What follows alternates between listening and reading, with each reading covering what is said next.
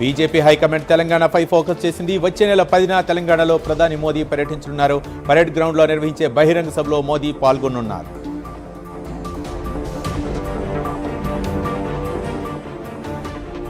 ఐసీసీలో ముఖ్యమంత్రి రేవంత్ రెడ్డిని Godavari river management board chairman Dorjee Gomba మర్యాదపూర్వకంగా కలిశారు.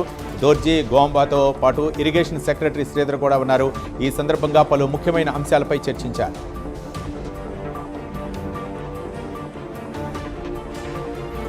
హైదరాబాద్ ఐసీసీలో సీఎం రేవంత్ రెడ్డిని ఎల్ఎన్టీ కంపెనీ చైర్మన్ ఎస్ఎన్ సుబ్రహ్మణ్యన్ మర్యాదపూర్వకంగా కలిశారు. ఈ సందర్భంగా పలు కీలక అంశాలపై సీఎంతో చర్చించారు.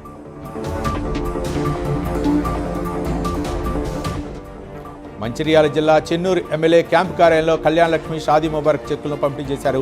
ఈ కార్యక్రమంలో మంత్రి వివేక్ వెంకటస్వామి పాల్గొని 145 మంది మహిళా లబ్ధిదారులకు చెక్కులను పంపిణీ చేశారు. ఈ సందర్భంగా పలువురు బీఆర్ఎస్ నుండి కాంగ్రెస్ పార్టీలోకి చేరారు కార్యకర్తలు.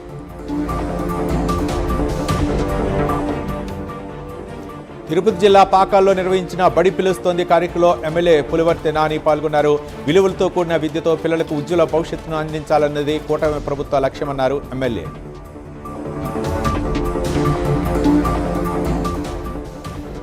విశాఖపట్నం కలెక్టర్ ఆఫీస్ వద్ద మాజీ మంత్రి చింతామోహన్ ధర్నా నిర్వహించారు. రాష్ట్ర ప్రభుత్వం 12వ పీఆర్సీని వెంటనే ప్రకటించాలని డిమాండ్ చేశారు. ఉద్యోగులు అప్పులు చేసుకుని పిల్లలను చదివించుకోవాల్సిన పరిస్థితి ఉందని ఆవేదన వ్యక్తం చేశారు. తెలంగాణ ప్రభుత్వం జైళ్లు సంస్కరణల సేవా శాఖ ఆధ్వర్యంలో చెంచల్గూడ జైళ్ల ప్రాంగణంలో కీలక కార్యక్రమం ప్రారంభమైంది. తెలంగాణ జైళ్ల విభాగం నిర్వహిస్తున్న ఈ కార్యక్రమంలో భాగంగా ఢిల్లీ జైళ్ల సిబ్బందికి ప్రాథమిక ఇండక్షన్ శిక్షణను అందిస్తున్నారు.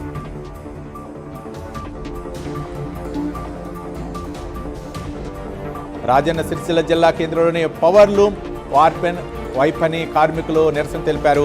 కార్మికుల కూలి పెంచి సమ్మెను విరమింపచేయాలంటూ చేనేత జౌళి శాఖ కార్యాలయాన్ని ముట్టడించారు. నేటి నుండి కూలి పెంచాలని డిమాండ్ చేస్తూ సమ్మెకు దిగారు కార్మికులు.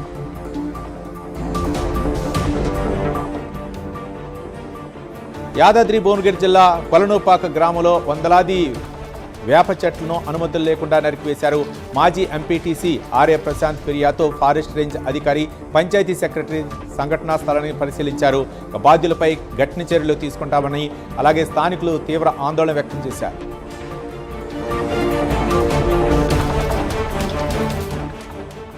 సంగారెడ్డి జిల్లా పటాన్ చెరువు పరిధిలోని పలు పెట్రోల్ బంకుల్లో పెట్రోల్ డీజిల్ కోసం వాహనదారులు ఇబ్బందులు పడుతున్నారు.